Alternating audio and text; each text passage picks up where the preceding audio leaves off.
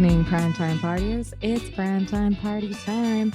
Welcome back to our hour of all things media and entertainment, live on the air at 9 p.m. at ptptshow.com and on your time, wherever you stream podcasts. Tonight, we're going to get into full spooky mode. We're going to talk about television that truly invokes fear. So we're going to just cover shows from all across the board, old and new. The one thing they have in common is that they will scare you. At least they've scared us and haunted our dreams for, a couple decades at this point for some of them, when some in more recent terms. So yeah, as we, just bounce right into Halloween times this, weekend, it's a good time to talk about the shows that scared us first, the kind of horror that either works or does not work for us. And yeah, just to, cover all territory in terms of TV that invokes fear. And joined with us tonight is Brandon. Hello, primetime partiers. As well as, obviously, Daniel. Hello. Good to have you back, Brandon. So, before kicking off and getting into television that invokes fear, we're going to do our toasts and roasts for the week. Daniel, do you have a toast and roast for this week? I do. Big toast up front. She's been our toast before, but listener Mary sent us in something really cool. We sometimes do drinks with these toasts and roasts on this show, and had I not received this an hour ago, in the post, I would have suggested one, but she's given the show this Gone with the Gin cocktail book. That's really cool. It looks like your kind of classic book, but it's written really fun. It's got all these cocktails, but they've all got really fun Hollywood puns on them, so really fun movie puns. It's a hilarious read, not unlike her cookbook that has a lot of character to it that we received on the show as well.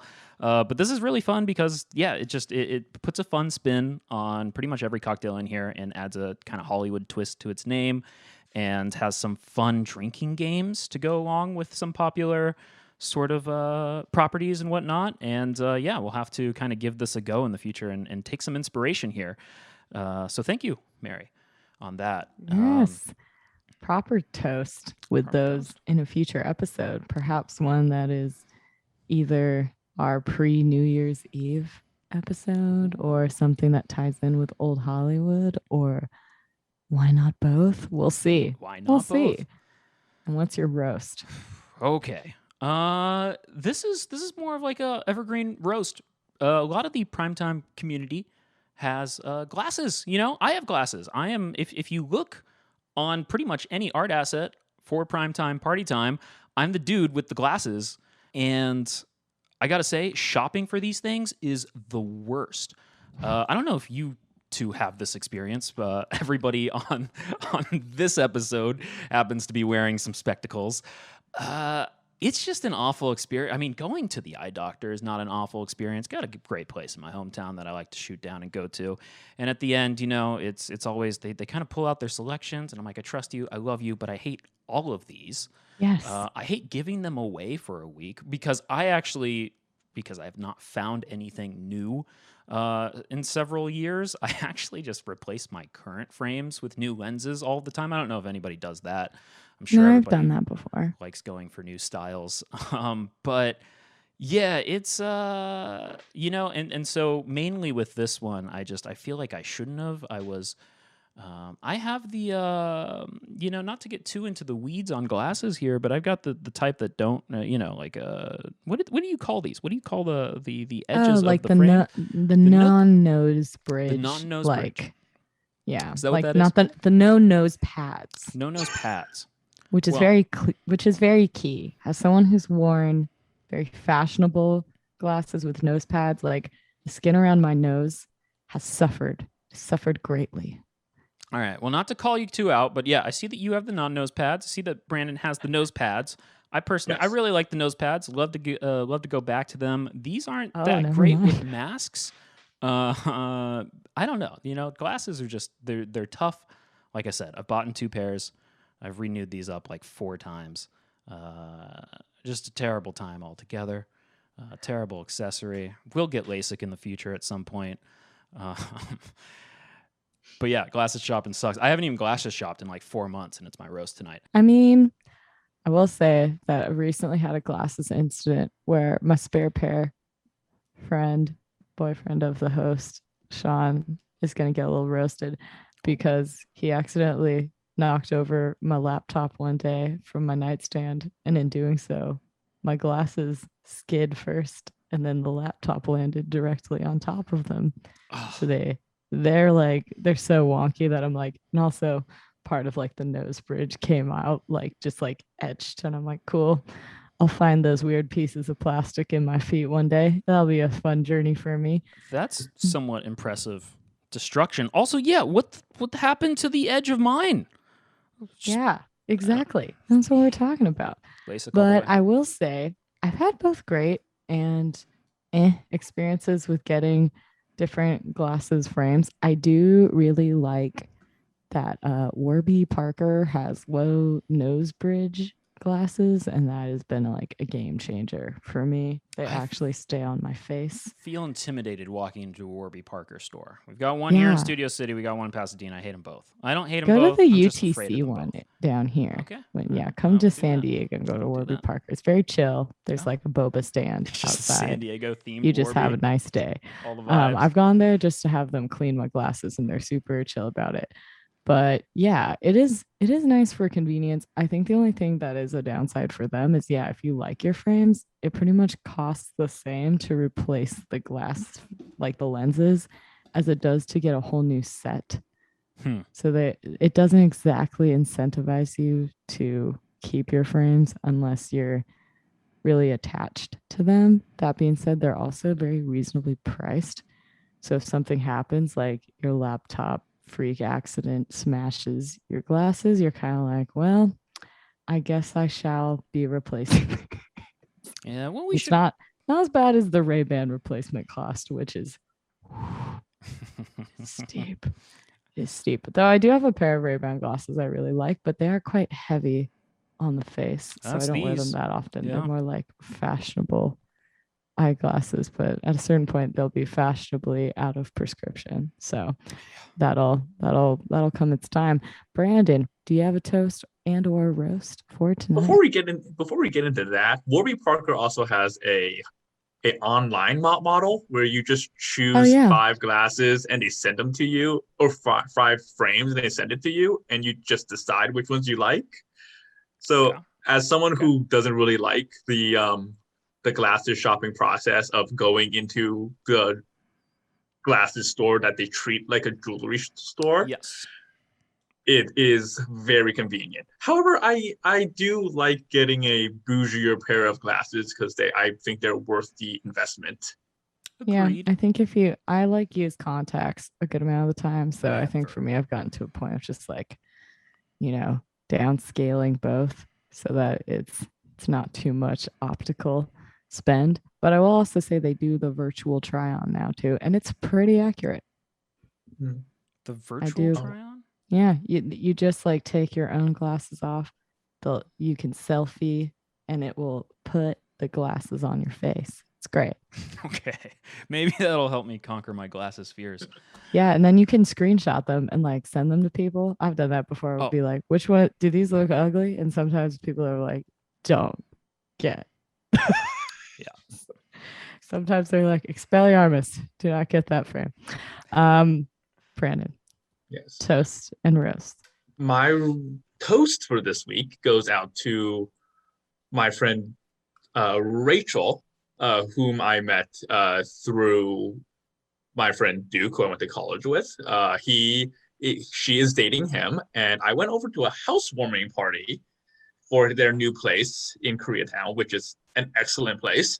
But while I was there, she saw my long hair. So for those of you who don't know, I grew out my hair during COVID, so I hadn't had a haircut in a year and 8 months, so it was quite long. And she saw my hair, and she would not stand for it. She sat me down and gave me a haircut in the middle of her own housewarming party. She really Or just wanted to break Ooh. in the house completely. We have the Seriously. party, we have the guests. Now we have the, salon services. Just and now we have a check all the pile of boxes. hair on the floor. The room is perfect. Yes. So shout out to Rachel. She is excellent. How's She your gave head me feel? a very reasonable haircut that just feels better now. It's Nice. like not as hot. I gotta say, I like long hair, but it is like uncomfortable. Yeah, It can be, yeah. Did you go for the shampoo treatment at all, or just? Yeah, I don't think I'm good at it. I don't know how to. I don't have the dedication to comb my hair. I think that that's a large part of it. To like just sit Yeah. down and just comb my hair while I watch an episode of Only Murders in a Building. You don't have to brush it that much. You just got like 2 minutes, less than 2 minutes. You're done. Yeah, I It don't would have not that in be me, a Tracy. whole episode. of Tracy, I TV. don't have that in me.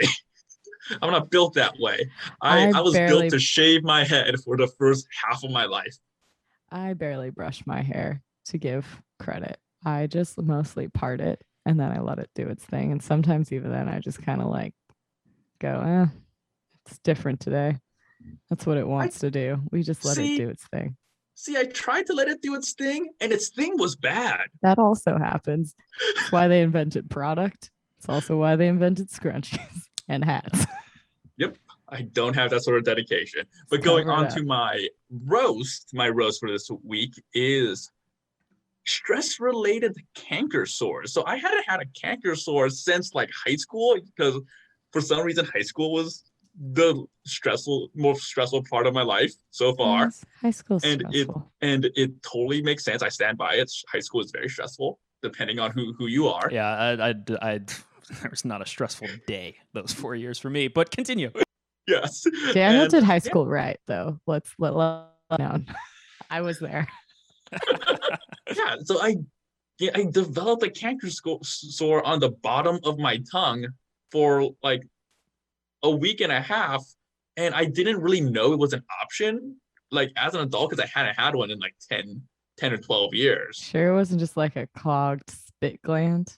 Not to get all WebMD on you, but like that can also happen. They can get big. No, I think I'm gonna go with my own non-medical advice. But thank you for your help. I will note it and file that away for when I have this conversation later. Like when I bring it up with my online. When I go in to correct my own doctor. But actually, so did it run its course? It ran its course. I had it for a week, then it disappeared like it was never there. It's also good to let things run their course. On that note, my toast, I have a few toasts. One is that, since we've been on the air, I went to Portland. It was very nice. Saw actually somewhat on theme, my old college radio buddy, who also did my journalism program with me, but she actually hosted way more shows than I did. I would just pop on her sometimes. But yeah, it was really nice. A lot of forests, a lot of hiking, a lot of wilderness, a lot of waterfalls, apple picking, lots of Pacific Northwest and autumnal things in general. Ate lots of good food. Specifically, there's like, I think the restaurant was called Kamu Dang, but it was like a very interesting like Thai noodle dishes, and its specialty was this like fried pork chop, and so you could get it in a lot of different ways, but I got this like tom yum noodle soup, and the broth was just like so great. The guy even came by, was like, don't add anything to that until after you taste it, and I was like, of course, but then I was like, oh, I could see why a lot of people just go straight in with their condiments, which I always think is rude, but that is also sometimes people are like, I know what I'm doing here. I know what it needs. But this person was correct. It needed nothing, and it was great. And then my other toast is that, past weekend celebrated one of our shared lovely bestie friends' early birthday, and that was fun. Got to start breaking into the Halloween costumes. always a great time of year to start going through the costume drawer. I don't know if anyone else has just reserves their costumes from over the years. Like I every so often make a costume and then I just recycle it for as long as possible. So one I reused from this past weekend, my mom made me my sophomore year of high school. So really like to throw it back. And then my roast, I could do many roasts. Similar to keep a theme going for from Brandon's roast is that my dog actually has a similar-ish little like cysty, growthy wart type thing that her vet also was like, you just gotta let it run its course. It should fall off in 6 to 8 weeks. I'm like, that's cool. It looks gross. But sometimes you just gotta, they're like, yeah, if it doesn't, we'll just chop it off. And I'm like, sounds like what the human doctors would tell you as well. There are times where I do realize my dog seeks more like timely medical care, where if it was me, I would just be like, shouldn't be an issue. This should be fine. So there's that. And then my other roast is, as a PT unit, we have been busting our booties for the 9 to 5s and hoping like we can all get into some more work-life balance towards the end of the year, because that's the one thing that has truly invoked fear, is the fear of just not having some goddamn time to ourselves. No, we'll bring it back. But we're gonna like have just a little break, and then we're gonna get into shows that invoke fear.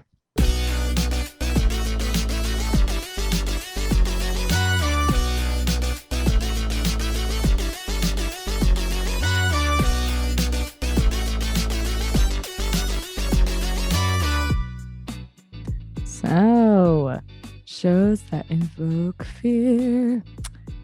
Yeah, Brandon, why don't you kick it off for us? Because this was, as listeners should know, a episode theme that Brandon pitched for us that we thought was great. So start us off. All right. So the first thing that I always think about when I think about TV that scares me is Supernatural. More specifically, season 1 pilot episode. I remember being a child when this episode came out. So I was probably, I wasn't a child. I was probably like 13. And no, I was 12. I was 12. It was 2005. 2005 September is pilot season. So I was 11, and I remember seeing the trailer of this episode. And for those of you, it's a pilot episode. It's about a supernatural being called the Woman in White. Spoiler alert! It's been 16 years. You haven't watched it by now. You are too late.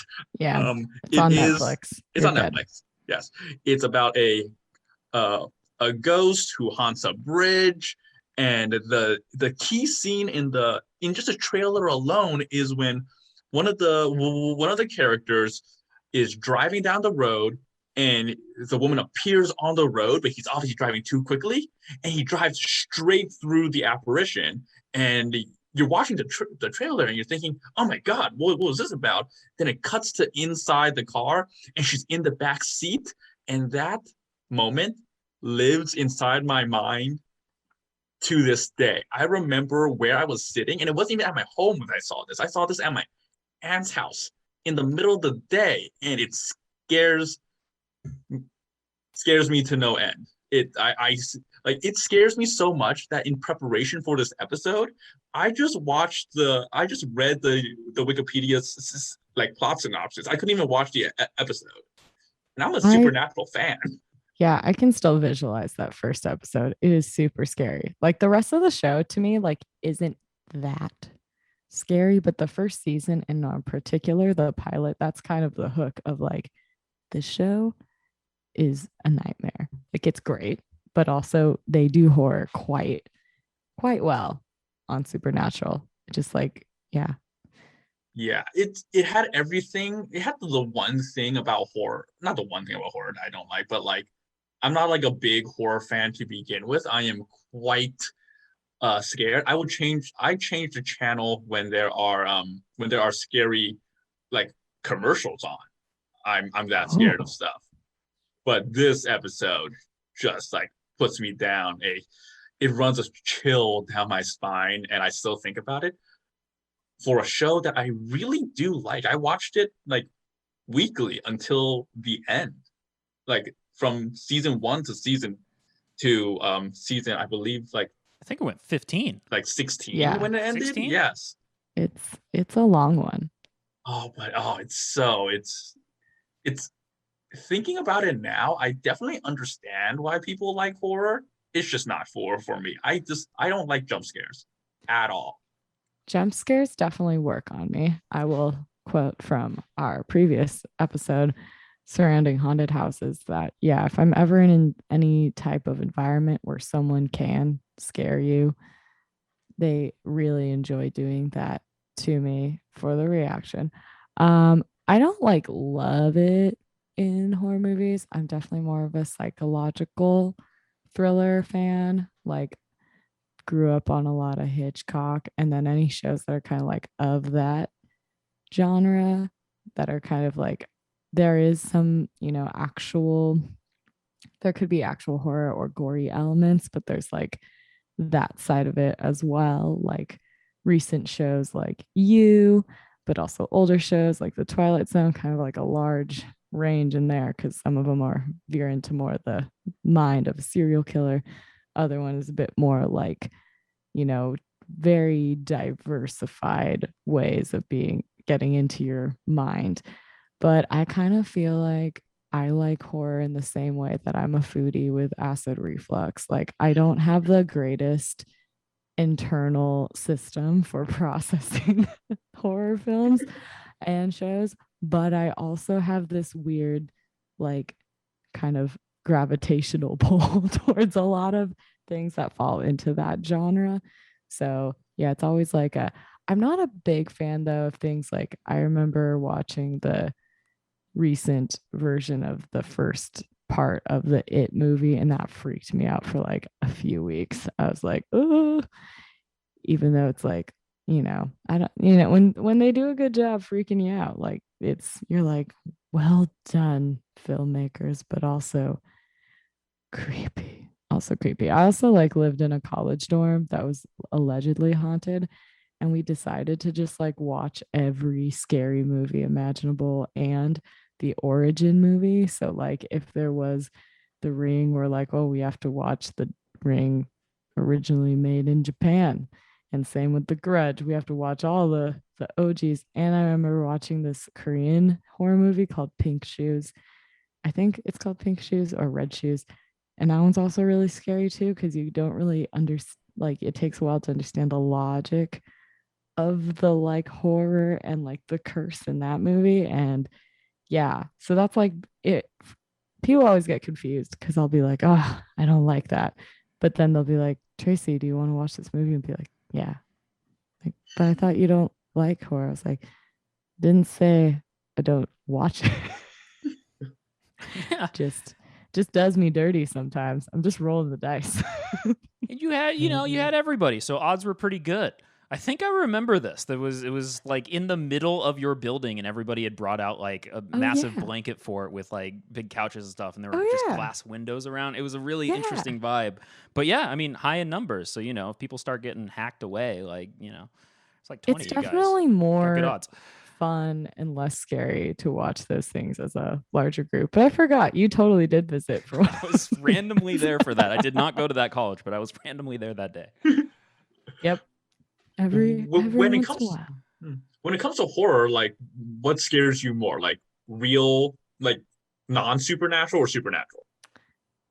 I kind of have a range. Like I think I get freaked out by things that are either extremely realistic, those can wig me out, or things that really do like stick with you and get in your head. I will say, weirdly enough, shows that I really love and definitely promote, but will still scare me.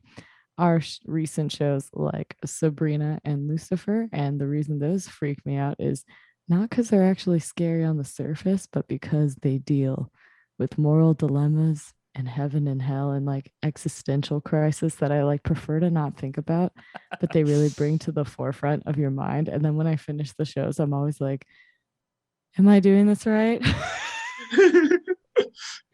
So that can get me. But then also, like, as we covered in a recent episode, Many Saints of Newark actually like freaked me out because like gang violence is very more real.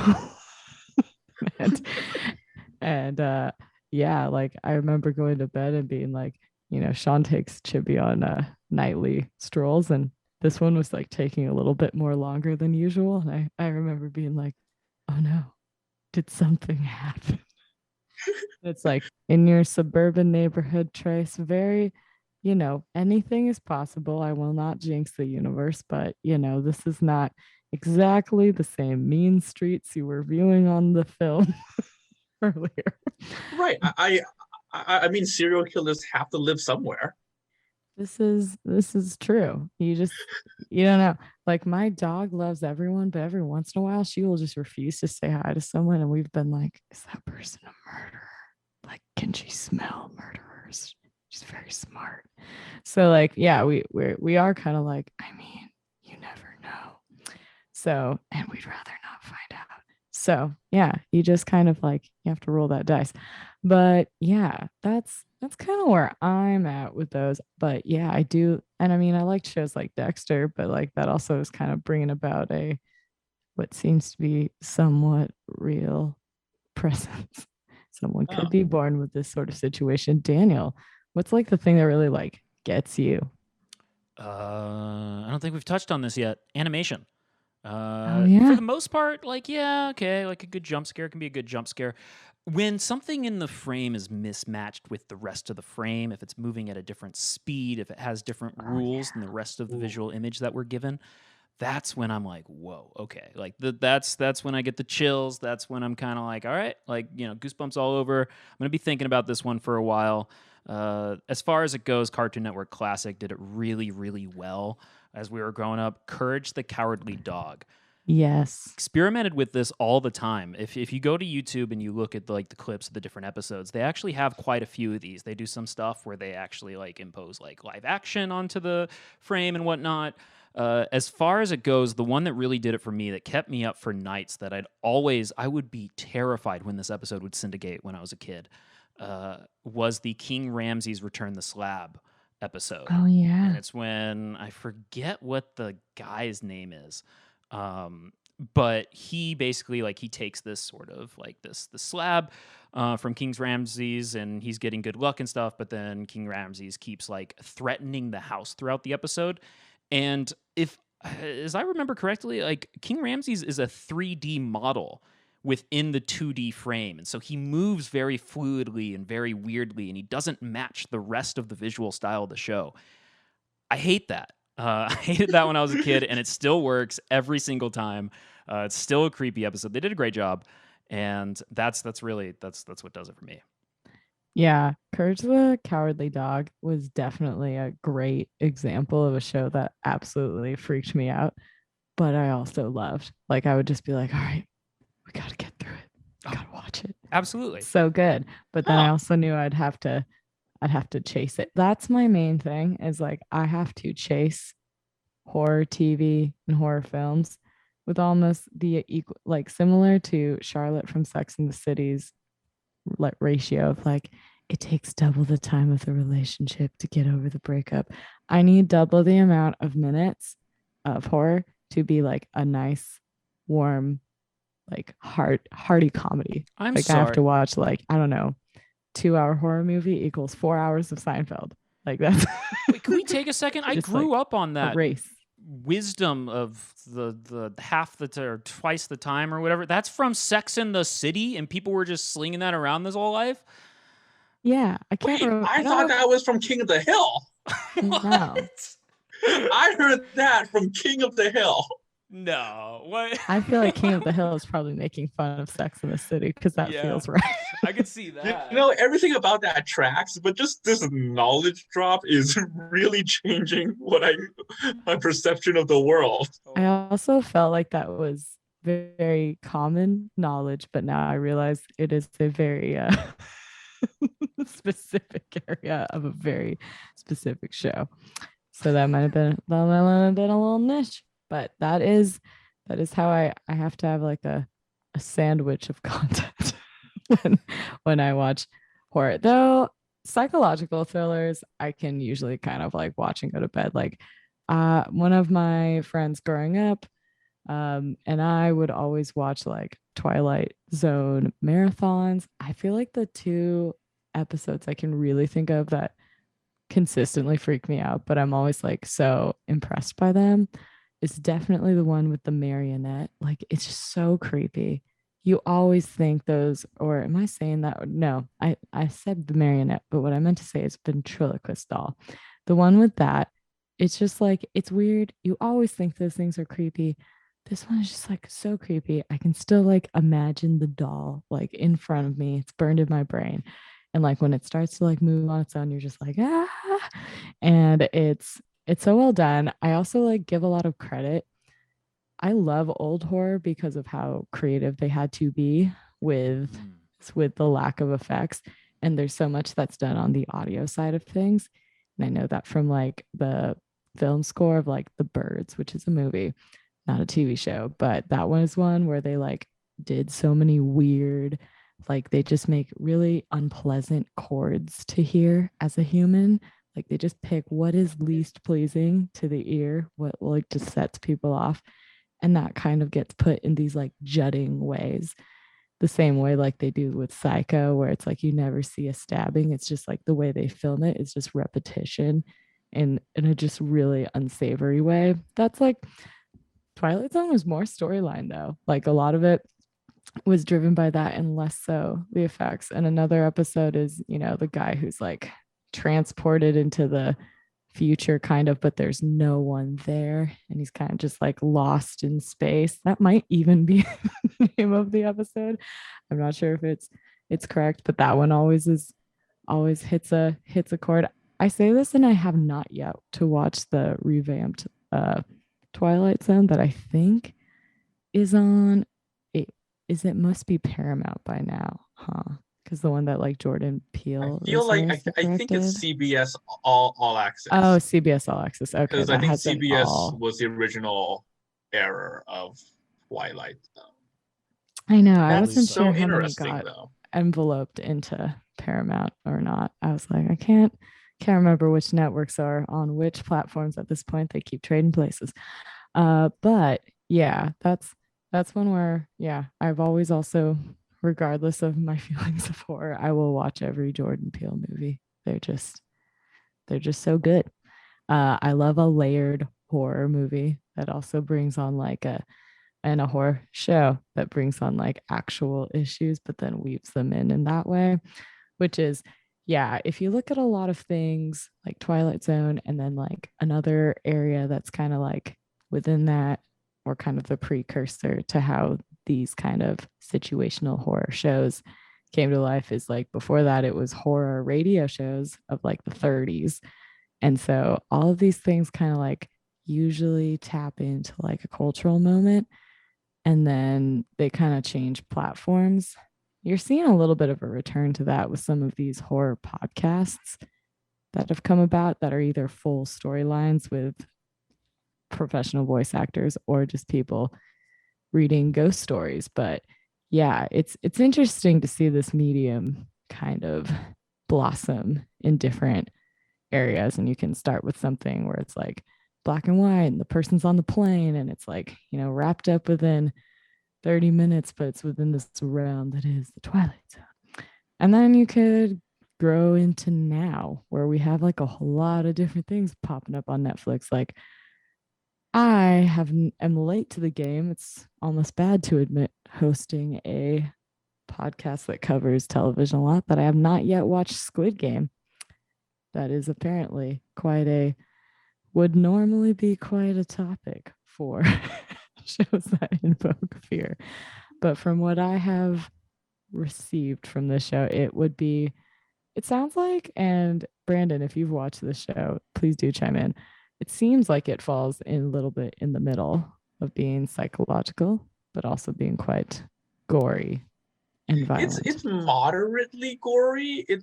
I think in the realm of gore, it's like a B minus because my gold standard for gore is like Hannibal. Yeah, I absolutely adore Hannibal because for me when it comes to fear, I'm like mostly scared of supernatural stuff because when it comes to like a serial killer or like a murderer, I am of them. I put myself in that situation, and I think things like I bet I could talk my way out of this situation if it were me, which is just me being a bit more cheery than I should in that situation. But yeah, no, it's not extremely gory. There are like relatively gory parts, but it's not like watching someone get like eviscerated or anything like that. Since they are playing games, it is like really fun to watch. Is it somewhat like Saw, or is it a little bit more in like a Big Brother type of game? That's a great example. It's very much like a Big Brother type of game. Yeah. Saw is a little bit more gratuitous. This is very much like, hey, I know we're all dying, but like we could still have a little bit of fun here. I like the idea of Saw and Big Brother. I don't. As our resident Big Brother fan, it's true. Yeah, you could sell me Big Brother with anything, and I'd probably give it a shot. Yeah, psychological horror doesn't really do it for me as much as it used to. Like I could watch Twilight Zone and go through it and get the whole message of like, yeah, racism is wrong, and not be scared. I mean, I don't know. It's one of those where I guess it might be the one that scares me the least, and maybe that's why I like it the most. But it's my favorite type. My least favorite type is when it's too overly gory and overly like sadistic. Like I just can't do that. I'm like, oh no, thanks. But forgets all. There's like the creepy children. I'm like, no thanks. No, creepy children terrify me. Yeah. Like Omen, Exorcist. I can never pronounce that word right. And we just don't even need the to. Orphan. Oh my god, the Orphan. I watched the Orphan. Yeah. Yeah. I think part of it is also like there's something inside you that prevents you from harming a child, but the child can do whatever they want to you if they're a murderer. And if you were to fight them off, there's still a part of you that's like, I should not punch this 11-year-old. Yeah. I can see that angle. But going back to Netflix series, one that is definitely my favorite, and I think there's a lot of episodes we could chat about, but as a overall, just as a show, is Black Mirror. I think that's the one where it brings a lot of the things we really fear could really become real. And I think, there's a lot, even that early episode where it's like the couple can like see each other's memories. That one's really bad. The entire history of you or something like that. It's a great episode. Yeah. So good, but also so bad. The one where it's like people, like they have those robotic bees that go into people's ears.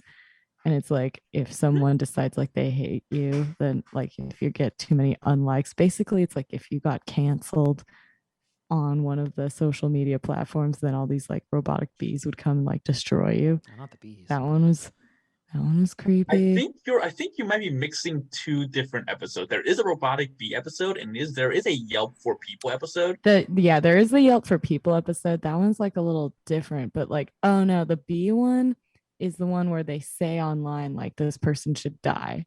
And it's like these trolls that are like going after them. So yeah, that one is not great. And then there also is the one where it's like Yelp for People, where like yeah, they have the certain like hearts and whatever. And that one's just like a ew. What's sad is there's definitely people who like think this way and are like very like statusy of like profile and such. And you're like, ooh. But then there's another one too that was like a lot of the social media ones I think stuck with me. There was one where it's like the political figures and how they were able to kind of build one up where people believed in it and it was really bad. And then later, And a cartoon became president. Yeah. And then, Yes. and then So ahead of its time. Yep. And then we lived our own reality. And we were just like, that show is really scary. It can really predict things. And then Real interesting that you brought up Black Mirror, because Black Mirror was my second choice on this. A specific episode is the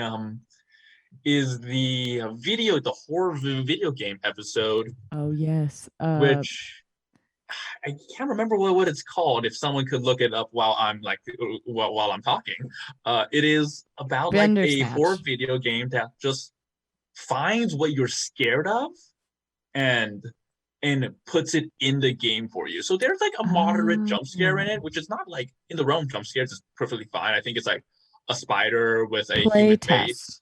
Yes, playtest. Thank you. With Wyatt Russell. Yeah. Great episode. Great episode. But the twist of the episode like speaks to one of my fears, where it's basically like you didn't answer your mom's phone call and then she died.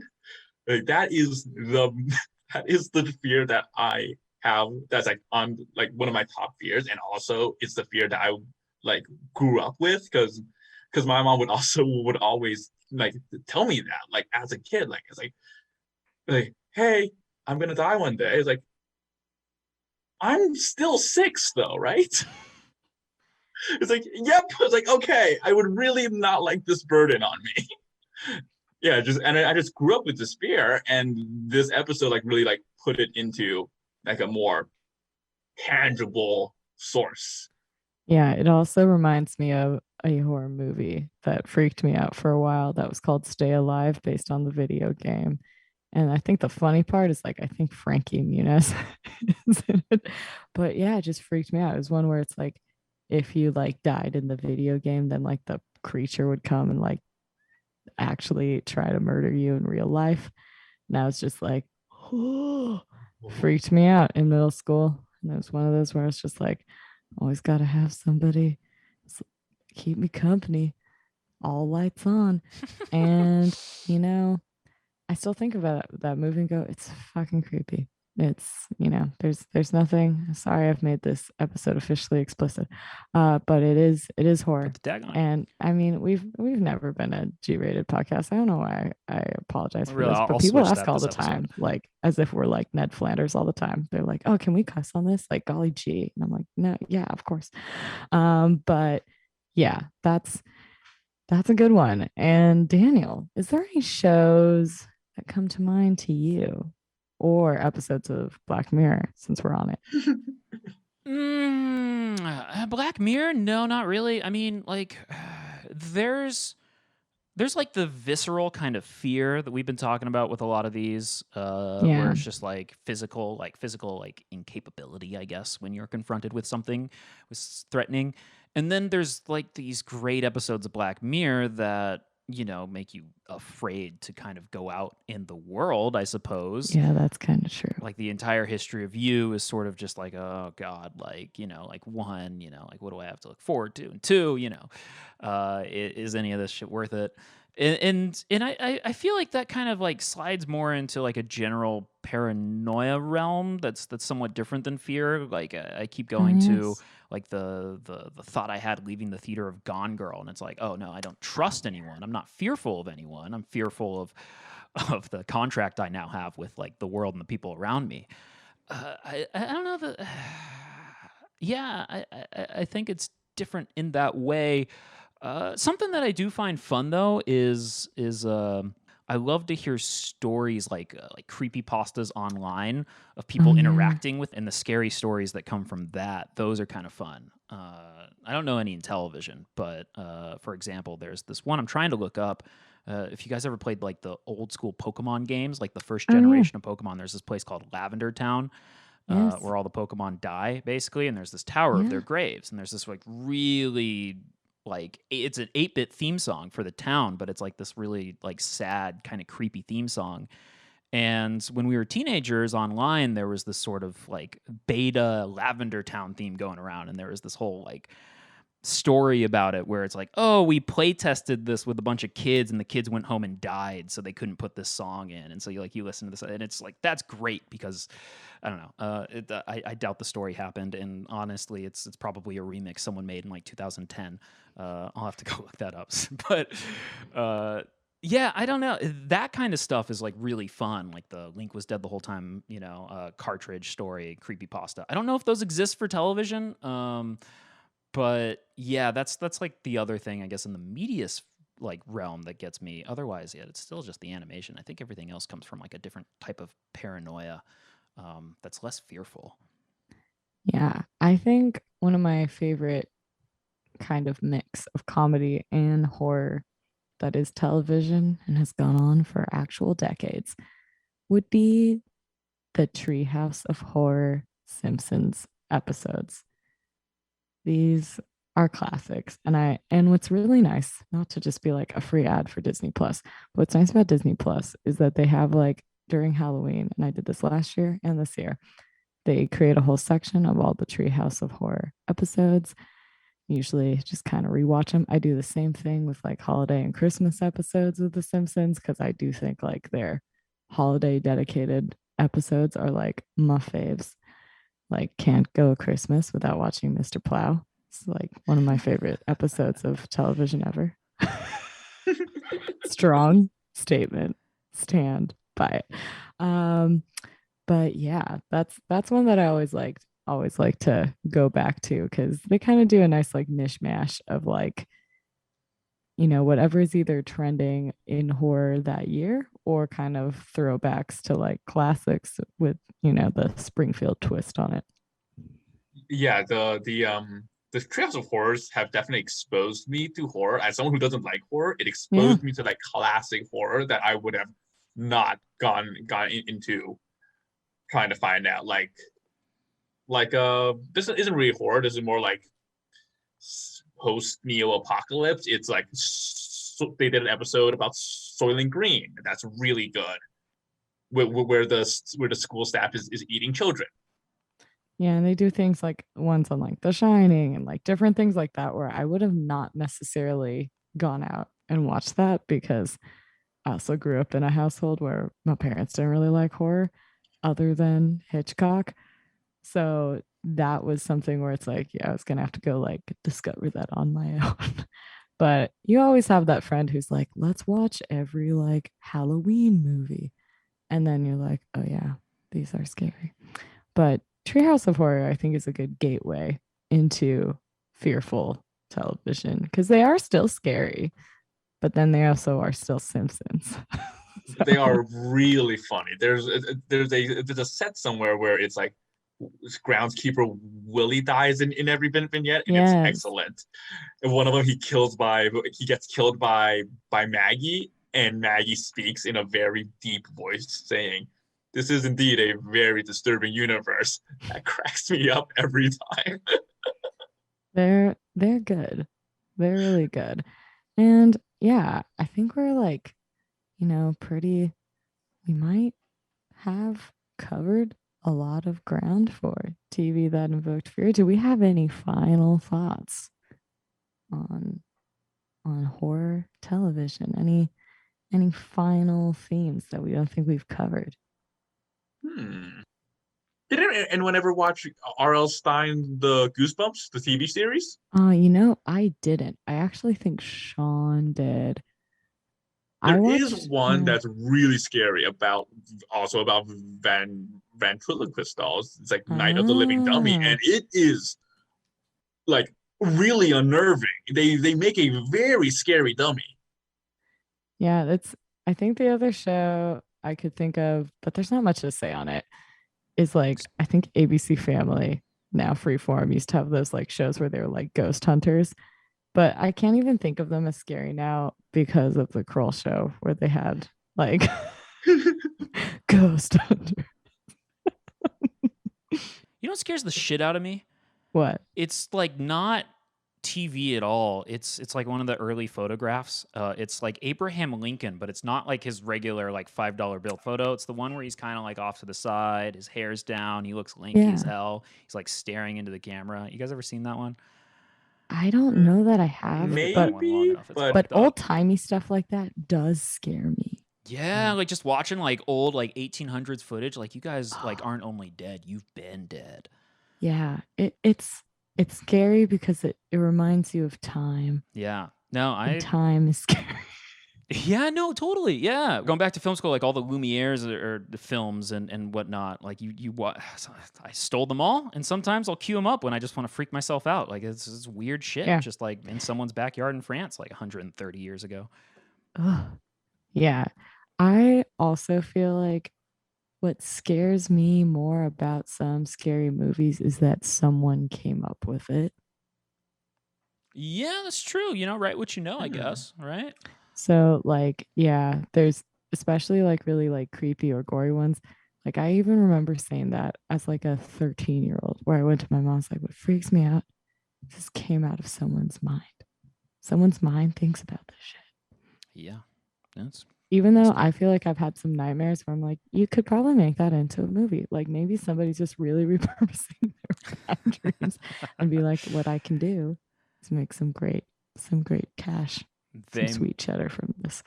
So it's a hell of a way to turn your trauma into trauma into art. Yeah, every the time. sweet dollar bills. Sweet doll. Yeah, exactly. Has anyone ever heard of Are You Afraid of the Dark? Asks Just the Facts. Every episode is a standalone. Oh, I have. I'm unfamiliar with it. I have heard of it. That one is really scary. I was also really scared of Don't Look Under the Bed, which is a Disney Channel original movie. It's about like the boogeyman, but I remember as a kid, it was really, really scary. It's one that I'd be interested to watch now and be like, is this still going to freak me out? Or am I going to be like, this is lame? And without further ado, that's going to be TV that invoked fear. This show could not have been made without the following amazing people. We're talking our artwork. It was done by Fen. Find her at FenLatte on Instagram. Our theme song was done by Jay Wright. Find him at jwrightmusic.com. Website with thanks to Coco. Production managers BMAC. BMAC as well. Thanks for coming on. Great having you on this episode. Yeah. Thanks for having me. And you can find episodes of Primetime Party Time on Apple, Spotify, or wherever you like to listen to podcasts. If you want to rant, roast, and or rave with us, you can hit us up by sending us an email at info@ptptshow.com via our voicemail or chat box, both on the ptptshow.com homepage. We're going to swap to being an explicit show as of the publishing of this episode. And you can catch the next Primetime Party Time next Monday, live at 9 p.m. Pacific, right here on ptptshow.com. And yeah, it's Halloween week, so get extra spooked out. I don't fucking know. That's all I got.